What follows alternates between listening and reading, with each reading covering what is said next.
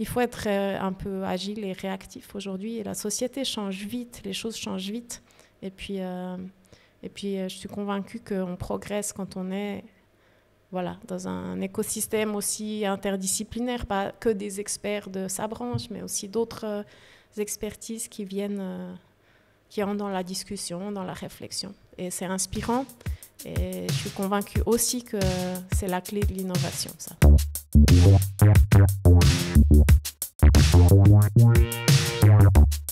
Salut à toutes et à tous et bienvenue au 10e épisode du podcast Développement avec Brian Oumana.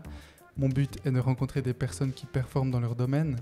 Aujourd'hui, je suis au restaurant La Cantine du Neubourg à Neuchâtel et j'ai le plaisir d'avoir en face de moi Laure Emmanuelle Perret. Elle est experte scientifique à l'EPFL, fondatrice de LMNT Consultancy, cofondatrice de l'association Compass, membre du conseil d'administration de la Migros Neuchâtel et Fribourg, ainsi que membre du conseil d'administration du groupe E. Salut Laure. Salut. Ça fait beaucoup de membres, de fondatrices. C'est vrai, ça fait beaucoup, mais c'est pas tant que ça non plus. Disons tout est lié. Ouais. Bah, justement, on y reviendra. Mais tu as beaucoup de casquettes, du coup. J'ai beaucoup de casquettes, c'est vrai, mais qui sont toutes dans des domaines finalement qui se recouvrent. Et puis, ça me plaît d'avoir plusieurs activités en parallèle. C'est ça qui rend aussi intéressant. Je m'ennuie jamais. J'imagine. Mais du coup, juste pour sauter directement à ce que tu dis, par exemple, la Migros, le conseil d'administration de la Migros, quel est le lien avec tes autres activités ? Alors peut-être qu'effectivement, cette activité-là, c'est celle qui est le plus éloignée dans un sens de mon activité principale qui est liée à l'énergie, au photovoltaïque. Mon rôle dans ce conseil d'administration, c'est peut-être d'avoir un regard sur la durabilité en général. L'énergie est aussi quand même un grand sujet dans la grande distribution parce qu'il y a beaucoup d'énergie utilisée pour le transport, pour le maintien aussi au frais dans les magasins, dans l'infrastructure. Et puis, ce qui me plaît en fait dans mon rôle au conseil d'administration de la Migros de Neuchâtel-Fribourg, c'est de pouvoir contribuer avec un regard justement un peu... Comment est-ce qu'une entreprise de la grande distribution peut devenir un acteur important de la société aussi en termes de durabilité. Et je suis convaincue que c'est quelque chose qui est très important pour notre société et que ces grandes entreprises, elles ont un rôle majeur à jouer et qu'elles sont des leviers forts aussi pour pouvoir amener ce changement qu'on a besoin. Donc c'est dans ce sens-là que je suis engagée dans ce conseil d'administration. En tout cas, pour moi, c'est ça ma motivation. Ok. En plus, ils ont... Je me souviens, je pense que c'est il y a 4-5 ans, ils ont quand même amené des points forts sur la durabilité. La Migros, j'ai plus les objectifs en tête, mais il y avait un point qui m'avait marqué, ça n'a rien à voir avec l'énergie, mais c'était la banane. La banane, je suis colombien, et du coup, je me souviens qu'ils avaient je ne sais pas si c'est un partenariat ou s'ils ont même leur propre...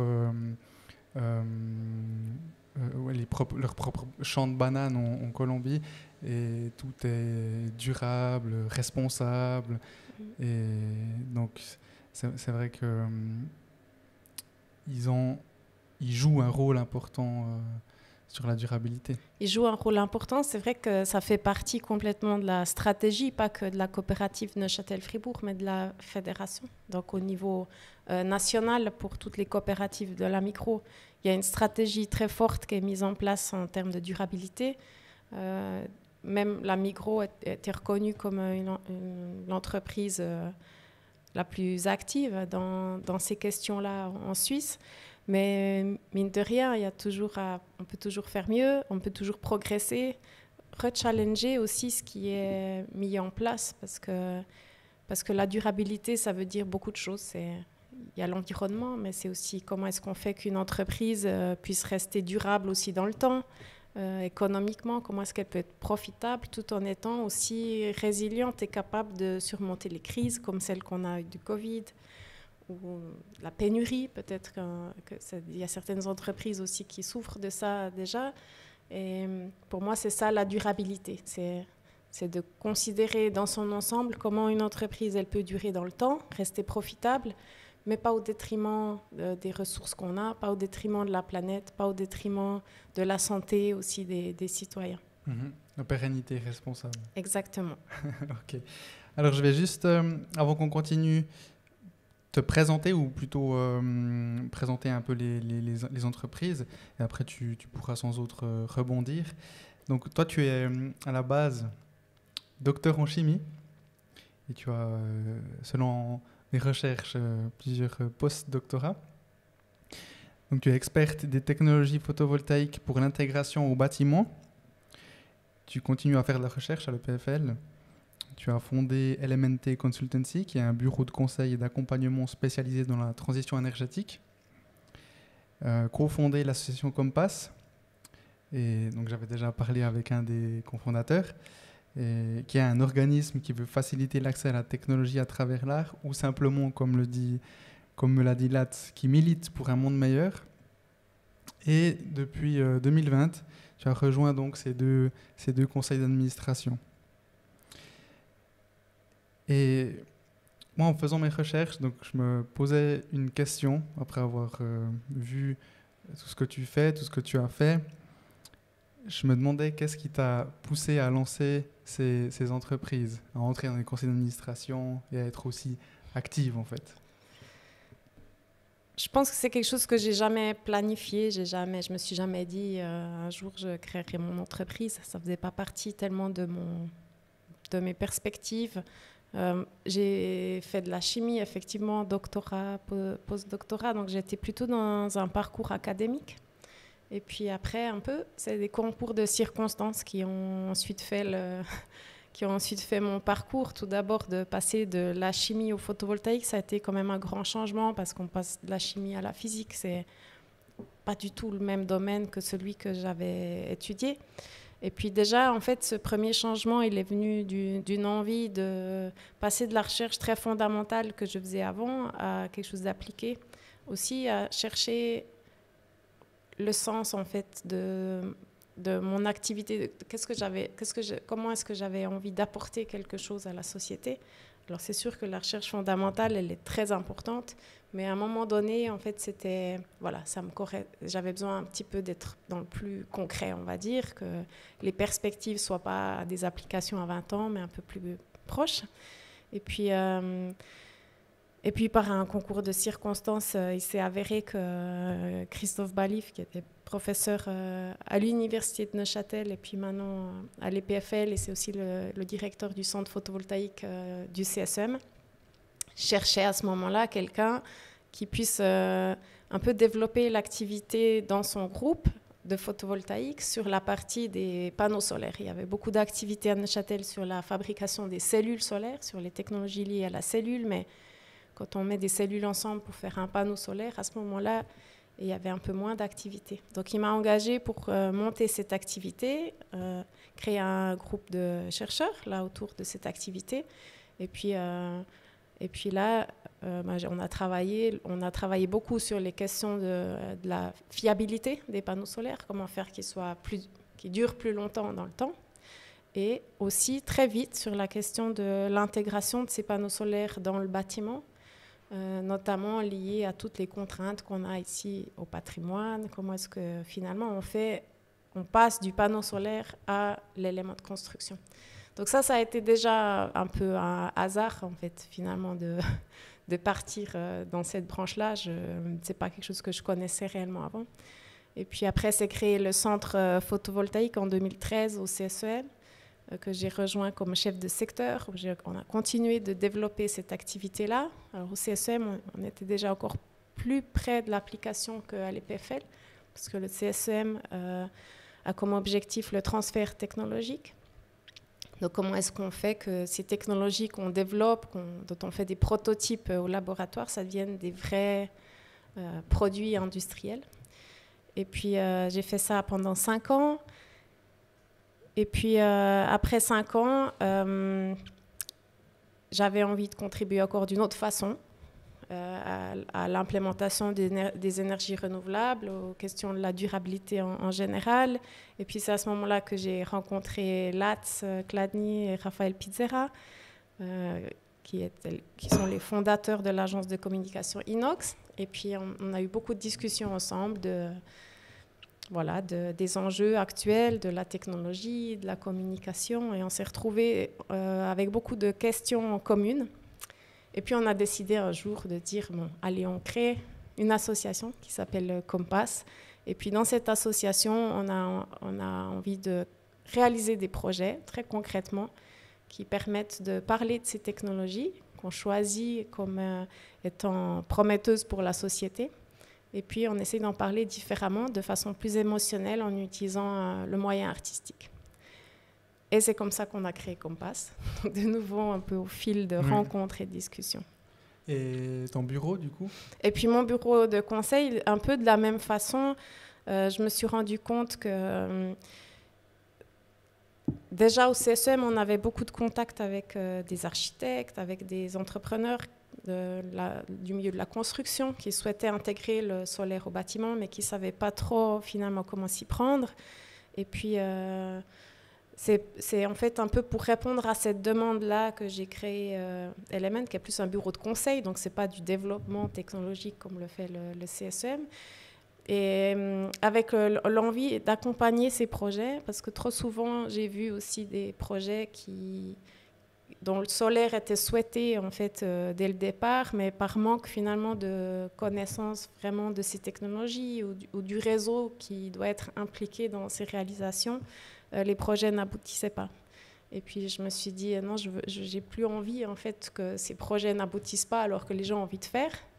Et du coup, mon rôle, c'est d'accompagner en fait, en m'assurant que toutes les données et tout ce qui est nécessaire pour réaliser ce projet soit à portée de main de l'architecte ou de l'entreprise qui est en charge de ce projet-là, pour qu'elle n'abandonne pas pour des mauvaises raisons. En tout cas.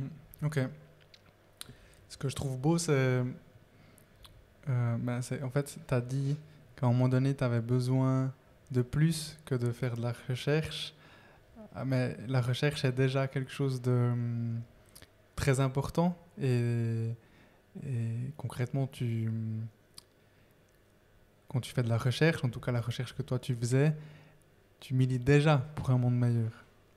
Enfin, en tout cas, c'est comme moi, je le vois ou je l'imagine. Et toi, tu avais besoin de quelque chose de plus concret ou plus proche en termes d'années, comme tu as dit, et pas tout d'un coup, dans 20 ans, finalement, trouver ou arriver à ce que vous vouliez. C'est quoi ce bruit ? La machine à café. Okay. Et du coup, tu as lancé, enfin, comme tu as dit, par hasard, entre guillemets, tu as rencontré des personnes et puis voilà, il y a eu Compass, il y a eu ton bureau, Element, tu as dit. Je lisais LMNT. Oui, ça va aussi. Okay. Et ouais, donc en fait, moi maintenant, ma question c'est la durabilité dans les PME, donc vraiment les petites entreprises. Alors ça c'est un peu, pour moi c'est un nouveau sujet, enfin un nouveau sujet non, parce que c'est une continuité finalement de l'activité que j'ai, mais c'est vrai que depuis environ 1 an et demi maintenant, j'ai rencontré des collègues finlandais de l'entreprise Vincit, et ils ont développé une méthodologie qui s'appelle le Planet Centric Design, qui permet de réfléchir ces questions de la durabilité au sein des entreprises. Et puis, alors c'était pendant le confinement, dans les lectures, ça m'a assez vite passionnée. Je les ai contactés, puis maintenant on travaille ensemble. Donc j'ai rejoint en fait avec Element cette activité aussi de Planet Centric Designer. Et ce qui m'intéresse ici, c'est de pouvoir aussi accompagner les entreprises, pas que sur les questions énergétiques et photovoltaïques, comme je l'ai fait, mais ces entreprises qui se trouvent finalement face à des problématiques qui sont importantes et qui sont parfois gigantesques pour elles, qui sont la digitalisation, qui sont la durabilité. Il y a une pression toujours plus forte sur la question de la durabilité auprès des entreprises. On a aujourd'hui des grandes multinationales qui ont des ambitions par exemple, de ne plus émettre de CO2 d'ici 2030. Et donc, ça a des répercussions sur tout leur écosystème et sur toutes les entreprises qui sont fournisseurs, qui sont partenaires. Et pour une petite PME, ce n'est pas toujours évident de savoir par où s'y prendre. Parce que la durabilité, c'est large, de nouveau.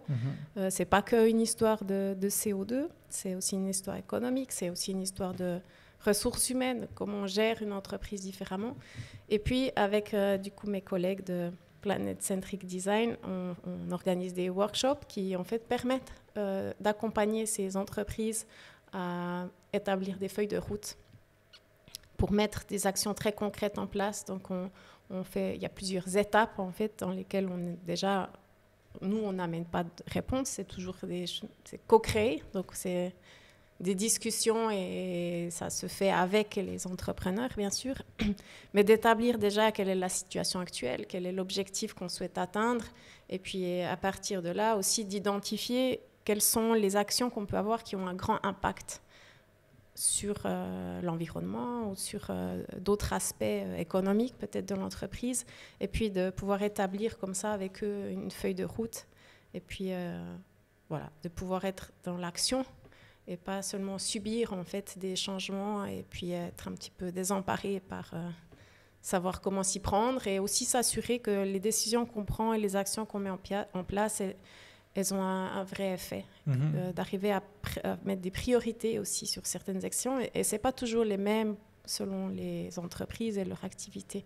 Ouais, ok, j'imagine. Mais du coup, donc ça va vraiment de la toute petite entreprise à la plus ou moins grande? Bien sûr,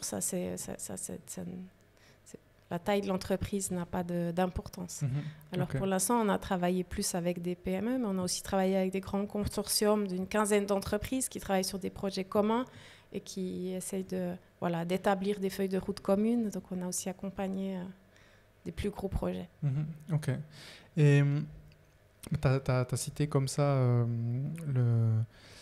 la deadline de 2030 pour certaines entreprises qui veulent une neutralité carbone. Je ne sais pas si tu sais, dimanche passé, pour les votations, le 26 septembre, il y a eu le canton de Berne qui a voté. La loi est passée pour une neutralité carbone d'ici 2050. Et du coup, je me disais que je voulais profiter de ton avis, pas politique, mais juste, qu'est-ce que tu penses de ce délai, en fait, de 2050, toi en tant qu'experte dans le domaine? 2050, c'est loin et pas loin. Alors c'est vrai que d'un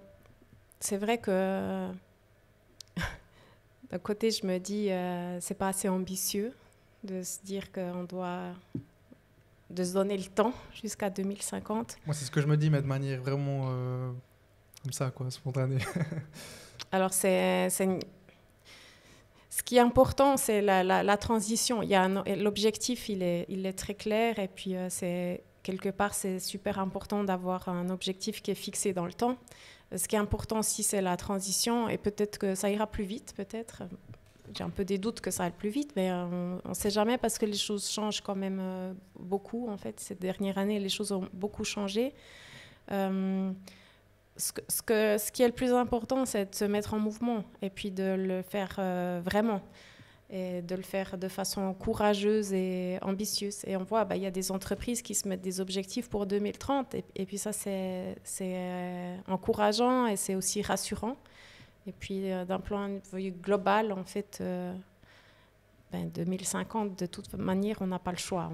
On doit y arriver. Ouais, ok. Et qu'est-ce que tu penses des modèles avant? Maintenant, on entend toujours parler, mais j'ai l'impression que maintenant, c'est plus poussé, ces modèles RSE, donc de responsabilité sociale d'entreprise. Aujourd'hui, justement, il y a le modèle des Bicorp, qui est quand même bien plus poussé que le standard RSE. Donc toi, avec ton bureau de conseil, vous conseillez aussi un peu à ce niveau-là, ou bien pas forcément? Oui, alors c'est vrai que je ne suis pas du tout experte de toutes ces ces labels et tout. Je connais un peu Bicorp et je trouve que c'est très intéressant. Et dans les feuilles de route des entreprises qu'on établit, parfois, c'est peut-être de justement se labelliser ou de devenir une entreprise Bicorp. Ça peut faire partie de la feuille de route. Ce que je trouve intéressant, même qu'il y a une multitude de labels et que des fois, c'est quand même difficile d'identifier lesquels sont mieux, lesquels représentent à quoi. C'est pas toujours facile de comprendre dedans. Mais ce que je trouve intéressant, c'est de voir l'intérêt qui suscite de plus en plus auprès des entreprises, parce que ça montre qu'il y a une prise de conscience réelle de faire différemment. Pour des questions, bien sûr, environnementales, mais simplement pour la survie des entreprises. L'économie change, tout est lié. L'environnement change, l'économie change, nos façons de vivre aussi, nos façons de travailler changent. On voit bien que entre les générations, on a une approche aussi du travail dans sa vie privée, on va dire, ou quotidienne différente. Et tout ça, c'est en train d'être bousculé. La digitalisation, elle vient aussi changer complètement la façon dont on travaille. Et on ne peut pas échapper à ça. Et donc, les entreprises ont conscience de ça. Et ces labels comme Bicorp apportent aussi des solutions à ça. Et puis, en fait, j'ai dit le mot Bicorp comme ça, mais pas forcément tout le monde qui connaît ce label. Donc, Bicorp, tu me corriges si je me trompe, mais donc aux États-Unis, c'est parti des États-Unis, c'est une forme juridique là-bas reconnue et ça a été lancé par je ne sais pas qui, mais en gros, c'était pour pallier au manque de missions positives, si on peut dire ça comme ça, qui n'existaient pas aux États-Unis, étant donné que là-bas, la forme juridique standard demande un objectif purement financier. Et avec Bicorp, c'est pas que un objectif financier, mais il y a de la durabilité, il y a l'humain aussi. Enfin, il y a plusieurs objectifs. Et du coup, la société ou les administrateurs, ou plutôt le directeur ou le CEO, il ne peut pas être attaqué donc juridiquement, s'il n'y a pas que du financier comme bénéfice, en fait. C'est plus ou moins comme ça. Oui, alors je ne connais pas les détails juridiques, mais c'est vrai que l'idée aussi de ces nouveaux modèles et dans lesquels je crois très fort, c'est ces modèles on peut pas... Le succès d'une entreprise et puis peut pas être mesuré que par les bits. Ça, c'est... Les bits, terme financier. Oui, c'est un terme financier, mais c'est pas que le chiffre d'affaires en fait qui démontre qui dit est-ce qu'on est dans une bonne entreprise ou pas. C'est un aspect qui est très important parce qu'une entreprise qui ne fait pas de chiffre d'affaires, à un moment, elle n'existe plus. Ouais, mais cette entreprise, elle a des employés, elle a des êtres humains qui travaillent dedans et toute cette partie-là, tout ça et l'environnement fait partie aussi de la performance d'une entreprise. Et puis ces différents modèles, en fait, apportent aussi un regard différent, en fait, de comment est-ce qu'on peut mesurer, finalement, l'impact d'une entreprise, sa santé, pas que financière, mais aussi globale. Et je trouve que ça, c'est très intéressant parce qu'on arrive aussi dans des modèles plus circulaires. On n'est plus dans des modèles où finalement il n'y a que l'aspect financier et le seul objectif est une croissance financière. On arrive dans des modèles où un objectif, c'est que l'entreprise, elle dure. Elle doit être profitable, mais elle doit durer dans le temps. Elle doit être respectueuse des ressources qui sont finies, parce que ça, c'est un fait. On a des ressources sur la planète qui sont finies. On a trop l'impression encore aujourd'hui qu'on a tout ce qu'il faut et que ça se renouvelle. Ce n'est pas le cas. Et puis, il y a des êtres humains qui sont finalement le cœur de ces entreprises et qui doivent aussi être heureux, parce que sinon, l'entreprise n'a rien à la fin. Donc, voilà, ces modèles d'économie circulaire, je trouve extrêmement intéressants. Et puis, on voit combien ça se développe, parce que c'est des modèles qui permettent la durabilité. C'est des leviers pour la durabilité forts. Et l'économie circulaire, c'en est un, et dans lequel je commence à croire fortement et que j'encourage. D'accord. Et donc, dans les 2 conseils d'administration, enfin, déjà, du coup, pourquoi ces 2 entreprises t'ont appelé, ou en fait, je ne sais pas comment ça se passe, peut-être tu peux un peu raconter si c'est, j'imagine, c'est elles qui sont venues vers toi, et puis après, toi, tu les accompagnes, ou accompagnes entre guillemets, ou plutôt tu vas te donner ton avis par rapport à tout ça, donc. Oui, alors effectivement, elles sont venues me chercher. Donc moi, c'est pas quelque chose que j'avais imaginé de faire partie d'un conseil Encore d'administration. Donc c'était, voilà, de nouveau.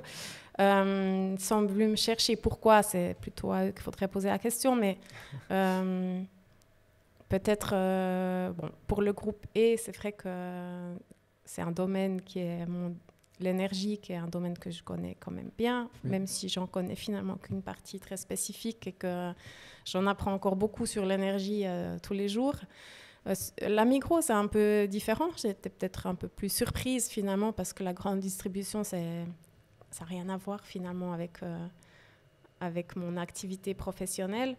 Mais je crois que ce qui les a intéressés, c'est d'une part, c'est aussi mon background scientifique, sûrement mon engagement aussi pour la transition, qui est importante. Pour le groupe E, c'est stratégique, la transition énergétique. Pour la Migros, ça l'est aussi. Et puis d'amener justement un regard un peu externe, en fait, pour la Migros, en tout cas, par rapport aux questions de la grande distribution.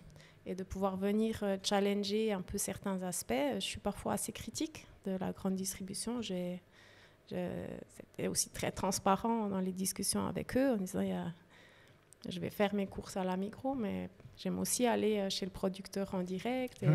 Et des fois, j'ai des positions aussi critiques par rapport à la grande distribution, mais c'est ça qui est intéressant. Dans le conseil d'administration, on a un rôle stratégique, donc on travaille de façon proche avec la direction des entreprises. Et on peut réfléchir avec eux, finalement, d'un point de vue stratégique, quel point on va pouvoir renforcer. Est-ce qu'on doit amener des changements, en fait, dans le fonctionnement de l'entreprise. Et j'ai accepté ce rôle parce que je me suis dit, à un moment donné, on peut critiquer et dire que ça ne va pas assez vite et on ferait autrement. Et si on me donne l'occasion finalement de pouvoir aller contribuer directement, eh ben, c'est une chance. Et c'est vrai que c'est des leviers importants dans les conseils d'administration de pouvoir challenger ces stratégies, les discuter. D'une part, c'est hyper intéressant et d'une part, c'est aussi des vrais leviers qu'on a dans les mains. Si on veut changer, si on veut adapter certains modèles, eh ben, il faut y aller. Pour moi, c'est aussi une façon de m'engager en fait, dans ces changements par cette façon-là. Et puis, concrètement, comment tu te prépares pour les assemblées générales? Alors, on a des réunions environ une fois par mois avec le conseil d'administration. Les directions préparent aussi très bien ces séances à l'avance. On reçoit des documents, donc il faut les lire, il faut chercher les informations pour bien comprendre les sujets. Donc ça, c'est quand même pas mal de travail parce que c'est des sujets complexes. Même si c'est dans mon domaine, il y a beaucoup de choses finalement qui sont pas techniques. Il y a des questions politiques. Enfin, il y a beaucoup de compréhension là autour. Donc il y a pas mal de travail de préparation. En même temps, on n'est pas seul dans un conseil d'administration. On est plusieurs collègues qui ont des compétences et des expertises différentes. Et finalement, c'est ça qui est intéressant. Et on se concentre aussi sur les parties auxquelles on peut contribuer le mieux. Et puis après, c'est dans la discussion entre les collègues que ça se construit, que ça se discute et que les décisions sont prises. Ok. Et pour les petites entreprises, quand je dis petites, je pense à moins de 50, disons. Est-ce que toi, tu penses que c'est important d'avoir un conseil d'administration? Après, dans une petite entreprise de 20 personnes, c'est sûr qu'on va, ou encore, je ne sais pas, ça dépend de l'entreprise. Si c'est un bureau d'ingénieur, peut-être qu'on va te solliciter, mais si c'est une entreprise, par exemple, simplement, entre guillemets, sans que ce soit péjoratif, d'électricité, voilà, ils n'auront pas forcément besoin d'une personne comme toi. Non. Mais par contre, ça c'est mon avis, mais après je te laisserai répondre d'après quelques discussions ou ce que j'ai pu entendre ou lire. Ce qui peut être intéressant, c'est justement d'avoir ce regard extérieur ou externe et qui fait que selon les entreprises, en tout cas par exemple chez nous c'est le cas où on a tout le temps la tête dans le guidon et puis on a entre guillemets jamais l'opportunité un peu de se poser et puis de regarder d'un coin ce qui se passe. Et justement, c'est pour ça que je voulais avoir ton avis par rapport au conseil d'administration. Après, ça peut être deux personnes externes ou une seule qui va venir un peu challenger justement ce regard interne. Je pense que non, un conseil d'administration n'est pas nécessaire en soi. Enfin, un petit Element n'a pas de conseil d'administration. Enfin, ce serait ça dépend de la taille de l'entreprise, ça dépend aussi son rôle. Je pense que typiquement le groupe E ou la Migros, c'est important qu'il y ait un conseil d'administration qui amène un regard aussi pour finalement aussi soutenir la direction qui est dans l'opérationnel et qui, elle, peut-être des fois est prise dans le mouvement un peu du quotidien. Ça amène un regard plus haut et aussi ces entreprises, elles ont une responsabilité envers la société. C'est des énormes employeurs. Enfin, donc ça... Je pense que là, c'est important que ça s'appelle conseil d'administration ou expert externe. Enfin, on pourrait, mais c'est un conseil d'administration. Après, pour une petite entreprise, je pense que il n'y a pas besoin d'avoir un conseil d'administration, mais il y a besoin d'avoir un regard en fait externe qui vient aussi un peu questionner, qui vient peut-être parfois bousculer, remettre en question, parce que c'est ça qui fait progresser. Et avec Element, c'est une toute petite entreprise, mais souvent j'aime discuter avec d'autres collègues, aller chercher d'autres experts et puis raconter ce que je fais, raconter ma vision pour avoir ce retour. Et je pense que ça, c'est nécessaire pour toute entreprise de s'ouvrir finalement aussi sur des regards différents de l'activité qu'on a, parce que c'est...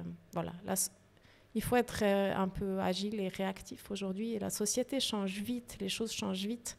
Et puis je suis convaincue qu'on progresse quand on est dans un écosystème aussi interdisciplinaire, pas que des experts de sa branche, mais aussi d'autres expertises qui entrent dans la discussion, dans la réflexion. Et c'est inspirant.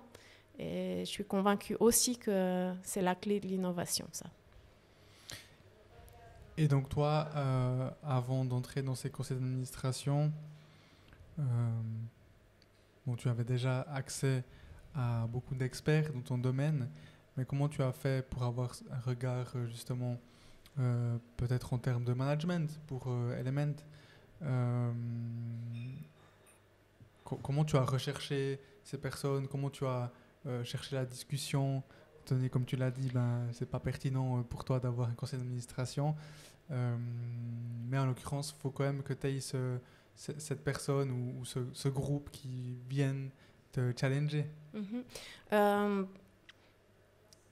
J'ai la chance d'avoir un grand réseau quand même, d'experts de mon domaine, mais aussi d'autres, parce que au fil des années de rencontres, j'ai rencontré plein de personnes aussi, de sciences humaines, d'historiens, d'artistes.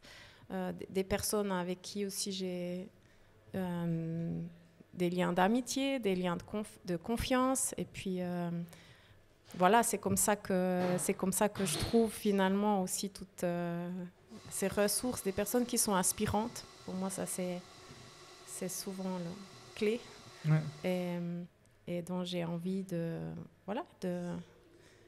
pouvoir partager aussi un peu mes visions et puis comprendre mieux les leurs et intégrer certains éléments. Et j'aime bien en fait aussi parce que c'est évolutif et puis se dire finalement c'est aussi au gré des rencontres comme d'avoir rencontré mes collègues de Finlande que les activités se créent et de laisser un peu aussi cette surprise de se dire dans 5 ans j'ai aucune idée de ce que je ferai. J'aime bien cette incertitude. Pour moi elle a quelque chose aussi de rassurant. J'aime bien être dans la création, j'aime bien être dans le développement d'idées. J'aime moins être dans la routine.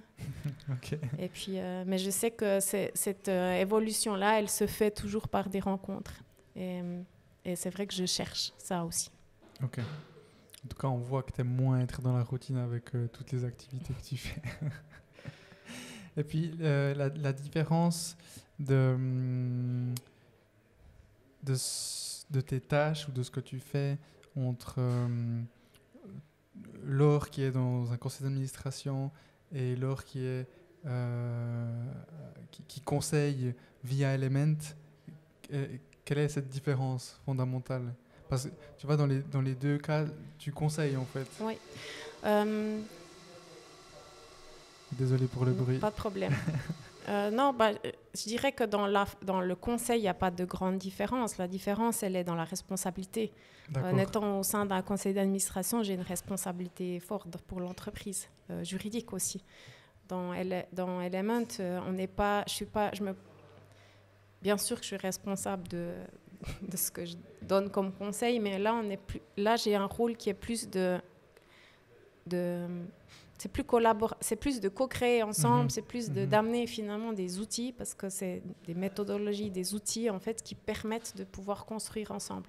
Donc c'est un tout petit peu différent, mais le background et l'intention que j'ai dans les deux rôles est la même. Mais c'est vrai que les responsabilités sont pas les mêmes et les méthodes sont aussi sont différentes. Okay. Pas tout à fait les mêmes objectifs non plus dans les deux cas. Ok, ouais, donc je comprends. Toi, avec Element, tu amènes des outils et puis c'est collaboratif. Et puis dans un conseil d'administration, là, tu as vraiment le rôle de... ouais, c'est plus... ta responsabilité est très directe, en fait. Oui, exact. Ouais. Et avec Element, je ne m'occupe pas de la stratégie des entreprises. J'ai pas de rôle dans leur stratégie. C'est plutôt d'amener des outils qui permettent de mettre des actions en place, d'établir des feuilles de route. Donc, c'est quand même un peu différent. Mais l'intention est la même. Pour moi, l'intérêt est le même, finalement. C'est comment est-ce que je peux contribuer à travers mon expertise, à travers mes conseils, finalement, à faire évoluer la société. Ok. Et puis, tu as un bagage technique. Enfin, technique... oui, scientifique. Voilà, scientifique, exact. Qu'est-ce que t'apporte ce parcours pour la stratégie?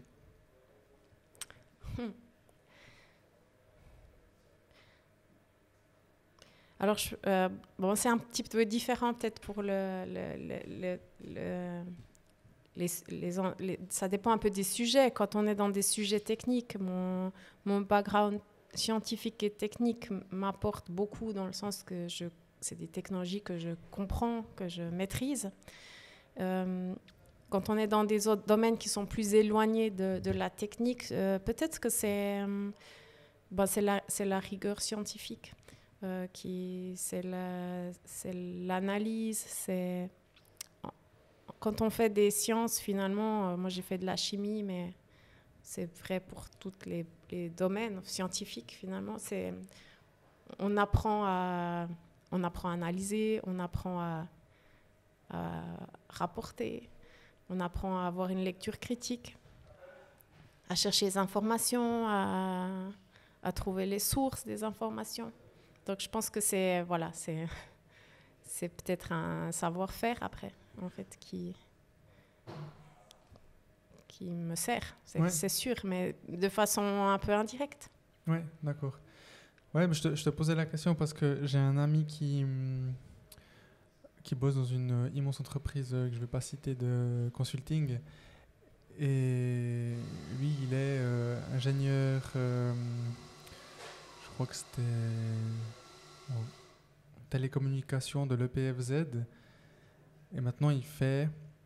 Donc son travail n'a rien à voir avec ses études, donc technique. Et puis en fait, en discutant, d'ailleurs on était ici, on mangeait ici, et puis cette entreprise-là prenne uniquement des personnes comme lui, qui ont ce genre de bagage. Ouais. Et en fait, justement, ils les prennent parce que ça montre une certaine rigueur, une certaine discipline.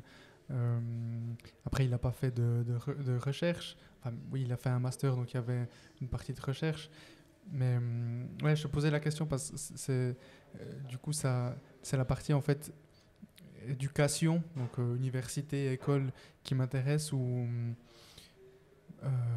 j'avais quand même pas mal posé la question à des amis qui avaient des masters, qui ont fait pas mal d'études, de savoir un peu si concrètement ça leur servait dans leur travail. Parce que bon, moi j'ai fait qu'un bachelor, il y a une grande partie de ce qu'on apprend qui après n'est plus utilisée. Et des fois moi je me posais la question parce que j'ai fait mes études en emploi. Et je me disais mais si j'avais alloué tout le temps que j'ai pris pour répéter mes examens et je l'avais mis dans le développement d'entreprise, j'ai l'impression qu'il aurait été mieux alloué. Et puis, en fait, après, c'est après du sens des discussions et la réflexion que je me dis, concrètement, les études, alors il y a une partie nécessaire, et par exemple, quand tu fais de la recherche ou dans la médecine, enfin, il y a des choses qui sont indispensables, tu dois faire ces études, sinon tu ne peux pas exercer. Mais après, il y a un autre secteur, notamment la stratégie. Il y a des études de stratégie, mais typiquement, je ne sais pas si je me trompe, mais tu n'as pas fait des études de stratégie. Donc tu vois, c'est des choses qui viennent au fur et à mesure, avec l'envie, de la recherche, des discussions. Et puis voilà, donc c'est pour ça que je te posais la question, quoi. Bon, c'est sûr, et je pense que il y a toutes sortes de parcours. Moi, j'ai fait un parcours académique parce que ça s'est passé comme ça. Enfin, j'ai peut-être pas tellement réfléchi. J'ai toujours un peu finalement suivi mes passions sur le moment, et puis j'ai fait sans stratégie du tout, pour le coup. Mais c'est pas du tout le seul parcours. J'ai des enfants. Pour moi, c'est important aussi de leur dire tu peux aller au lycée, tu peux aller à l'uni, mais tu peux aussi faire un apprentissage, tu peux faire une matu professionnelle, tu peux égal. Suis ce qui te passionne, ce que tu as envie de faire, travaille avec des gens passionnants. Pour moi, ça a été aussi toujours très important dans mes choix. J'ai souvent pris des décisions en me disant, plus que l'activité elle-même, j'ai envie de travailler avec ces personnes parce qu'elles sont inspirantes, elles sont motivantes. Et ensuite, le sujet devient passionnant. Donc, je pense que voilà, il y a différents parcours, mais quel que soit le parcours, c'est un bagage qu'on acquiert. Je pense qu'il ne faut jamais cesser d'apprendre. Moi, je continue. Je fais encore des fois des formations aussi sur l'économie circulaire. Je suis en train d'en terminer une. Alors après, on aime ou on n'aime pas, mais je pense que c'est important de lire ou de s'intéresser à ce qui se passe aussi dans le monde, pas que dans son domaine. Et le risque qu'on voit beaucoup et que j'ai vu beaucoup aussi dans mon milieu plus d'ingénieurs, c'est un peu cette pensée en silo, mais qui est vraie pour tous les domaines, où on apprend à penser dans son domaine et puis finalement, on ferme un peu les yeux sur ce qui se passe autour. Et ça, c'est problématique parce que ça empêche de voir de façon globale et probablement que ça empêche des visions plus stratégiques. Ça empêche l'innovation. Et je pense que peut-être que dans les parcours de nos études, c'est quelque chose qui manque. C'est d'apprendre à prendre des regards aussi différents. Mon parcours juste de mes études en chimie, j'ai jamais eu d'histoire des sciences, j'ai jamais eu de philosophie des sciences, alors que finalement c'est fondamental, c'est ce qui a créé ces domaines de la chimie, de la physique.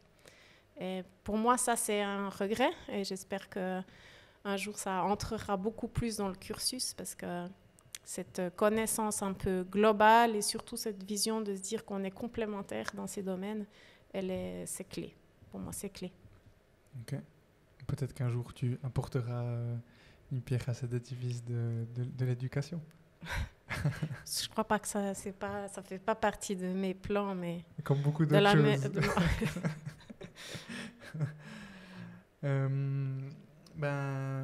Maintenant, j'aimerais discuter avec toi un peu de plus un côté personnel, de savoir un peu comment tu gères ta vie autour de toutes ces activités. Tu as des enfants, je sais que tu pratiques le flamenco. Et donc voilà, il y a tout cet aspect personnel qui à moi m'intéresse, parce que je me pose beaucoup de questions, comment naviguer un peu euh, dans ma vie en fait. Et donc je voulais savoir déjà comment est-ce que tu gérais ta vie privée et professionnelle. Est-ce que tu as une ligne qui est bien définie ou est-ce que voilà, ça va, ça vient d'un coup, tu fais un mail le samedi ou plusieurs mails.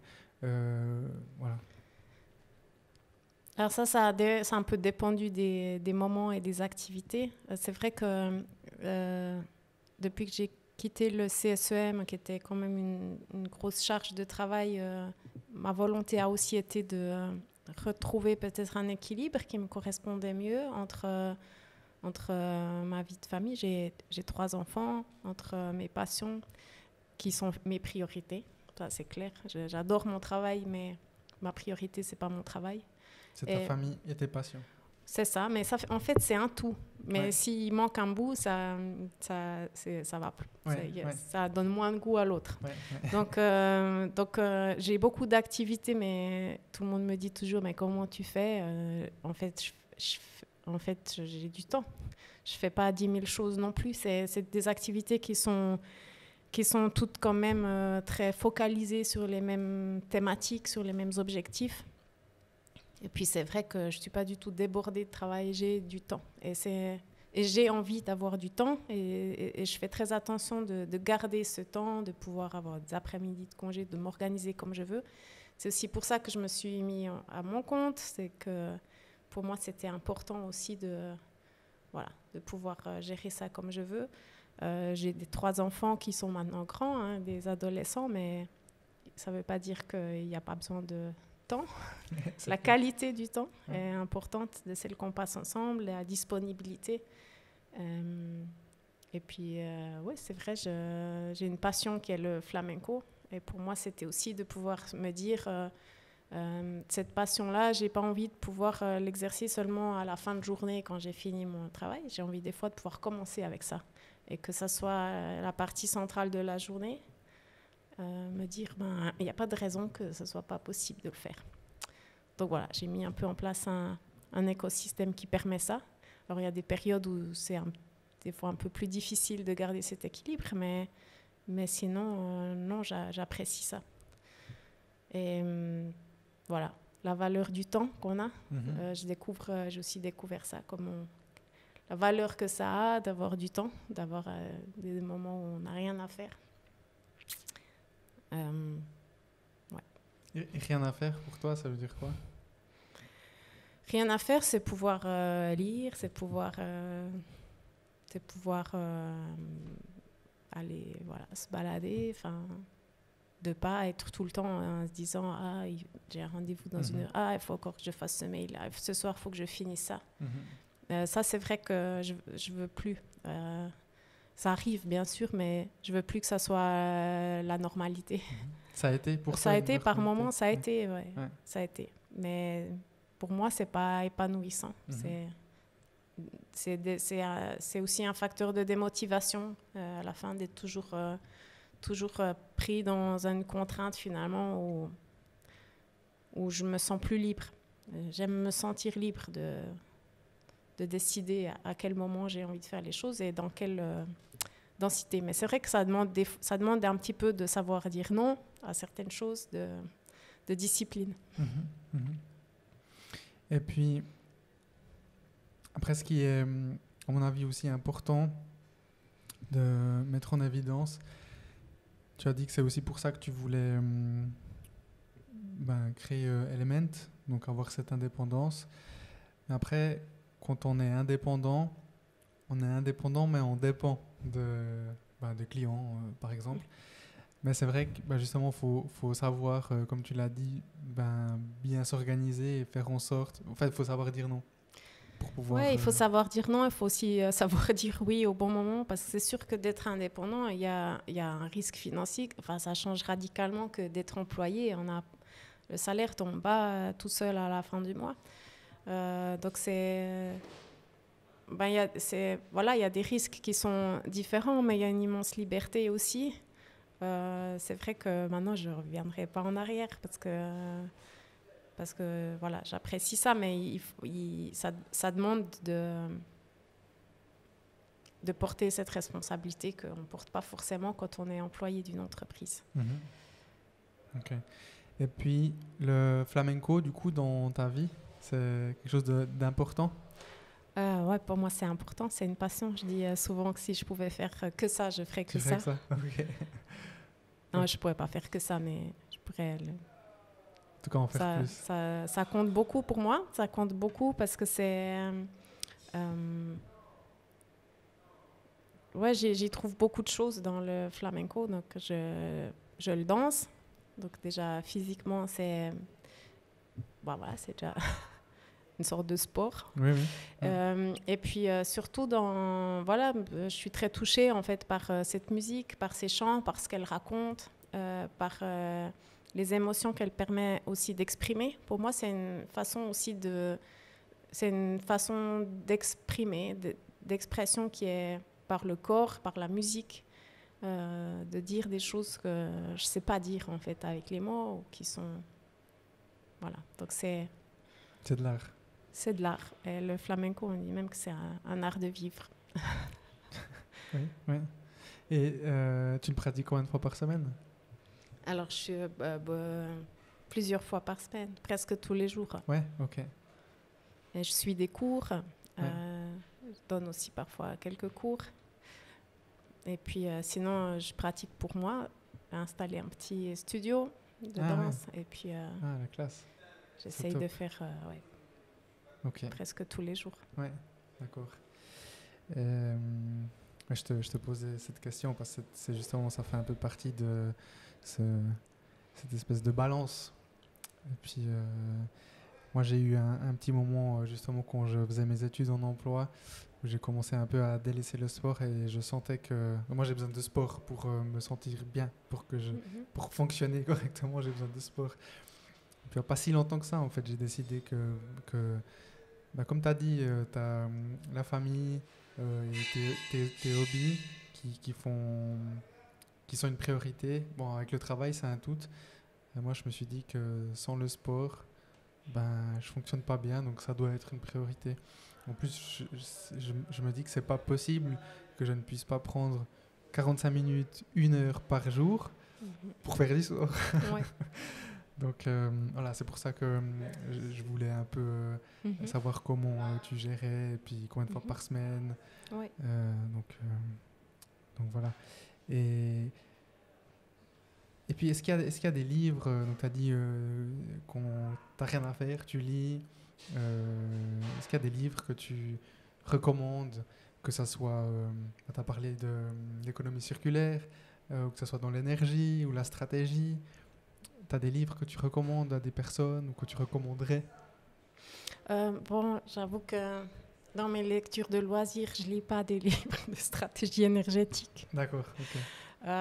Mais bon, s'il faut en recommander un, je dirais que le livre de Roger Nordman sur le plan climat en Suisse est un très bon livre parce qu'il est facile. Il n'y a pas besoin d'avoir fait des études d'ingénieur pour comprendre. Donc, il y a des références comme ça qui sont faciles si on veut comprendre un petit peu les enjeux et puis et les outils qu'on a. Sinon, moi, je lis des romans, je lis des tas de choses. Tu te vides la tête, en fait, quand tu lis? Oui, je lis des BD. J'aime beaucoup les BD. Ouais. Donc, bon, c'est très varié. J'ai pas... Ok. Et documentaire ou autre type de... Ouais, c'est vrai que j'aime bien aller au cinéma, bien regarder des films. C'est sûr que ça fait aussi partie des activités quotidiennes. Ok. Et puis, est-ce que tu as un dernier mot ou est-ce qu'il y a quelque chose que tu veux ajouter sur la stratégie, sur l'énergie. On n'a peut-être pas beaucoup parlé d'énergie. On parle déjà beaucoup, comme tu me l'as dit. Des conseils, est-ce que tu as des conseils aux petites entreprises qui aimeraient faire déjà un pas au moins, faire ce pas Des conseils, ce que je dirais en fait, c'est d'oser en fait, de pas avoir peur. Il y a des enjeux qui sont grands, qui font peur quand on les maîtrise pas, et c'est normal. Mais d'oser être courageux, de y aller, parce qu'il n'y a que à gagner en fait. De s'entourer de bonnes personnes. On a ici dans la région aussi des tas de gens super compétents qui peuvent accompagner, de ne pas hésiter d'aller chercher un peu ces expertises différentes, parce que de tout domaine, parce qu'à plusieurs, on a toujours des solutions. On trouve toujours des solutions, et ça, j'en suis convaincue. On a tous les outils pour résoudre ces problématiques, on a tous les outils technologiques, on a toutes les compétences pour le faire. Parfois, ce qui nous manque un peu, c'est le courage de se lancer, d'oser prendre quelques risques. On n'est pas dans un pays où on prend beaucoup de risques. Non, c'est vrai. Mais finalement, je suis convaincue que dans cette attitude-là, et on ne ressent pas seul en fait avec sa problématique, il n'y a que des solutions et que ça n'amène que à quelque chose de positif. Et moi, je n'ai pas du tout la prétention d'avoir ces solutions, mais ce qu'on expérimente quand même, c'est qu'ensemble, on les trouve toujours. Et que, voilà, de ne pas hésiter de faire venir autour de la table des gens de milieux même complètement différents. D'une part, c'est ça qui est intéressant. Et puis, c'est là que se profilent aussi les choses un peu nouvelles. Et puis, les solutions aux enjeux d'aujourd'hui. Et puis, les workshops que tu fais, comment ça se passe? C'est sous quelle forme concrètement? Alors, dans l'idéal, on se retrouve en vrai. Et puis après, ça dépend un tout petit peu les questions en fait, qui sont amenées. Mais c'est des moments d'échange où il y a beaucoup d'interactions, où on établit ensemble certains aspects un peu de cartographie en fait, de différentes situations. Donc, voilà, c'est interactif, mais ça dépend un tout petit peu à chaque fois un peu de qu'est-ce qu'on essaye d'étudier. Et puis ça se fait avec parfois juste les directeurs des entreprises, parfois avec l'ensemble des employés. Ça dépend un petit peu les questions et à quel niveau aussi on en est dans les différents plans d'action. Mais c'est des ateliers qui se veulent interactifs. C'est pas du tout en mode cours universitaire, surtout pas. Mais voilà, c'est plutôt comment est-ce que nous, on amène certains outils qui permettent de réfléchir ensemble et puis de challenger certaines questions. Et en termes de temps, c'est une demi-journée, un jour? Alors, c'est entre une demi-journée, ou des fois, ça peut être une journée, ça peut être même sur plusieurs jours. On a fait aussi des workshops sur plusieurs jours, à différents moments. Ça dépend aussi un peu, voilà, jusqu'où on veut aller. Ok. Et pour clôturer cet épisode, je voulais te demander, qu'est-ce que le succès pour toi? Le succès pour moi, c'est d'être heureux.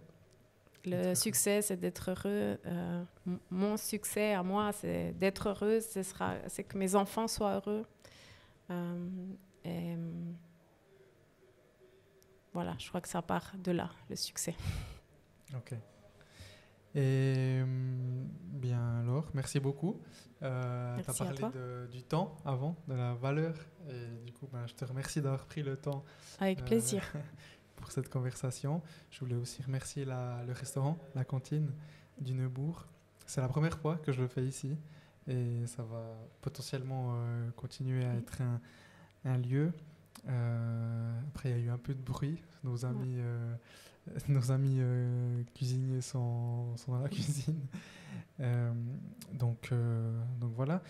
Où est-ce que les gens peuvent te trouver sur Internet, ou comment est-ce que les gens peuvent te contacter? Donc, j'ai un site internet, www.elementconsultancy.ch. Voilà, on le trouve aussi. On met mon nom sur Google, on trouve facilement. Et puis, j'ai mes bureaux dans le dernier étage de la Poste, au centre-ville de Neuchâtel, le bureau du 111. Bon, faut pas hésiter. Ok, alors merci beaucoup. Merci à toi. Merci à toutes et à tous d'avoir écouté et je vous donne rendez-vous au prochain épisode. Ciao, ciao.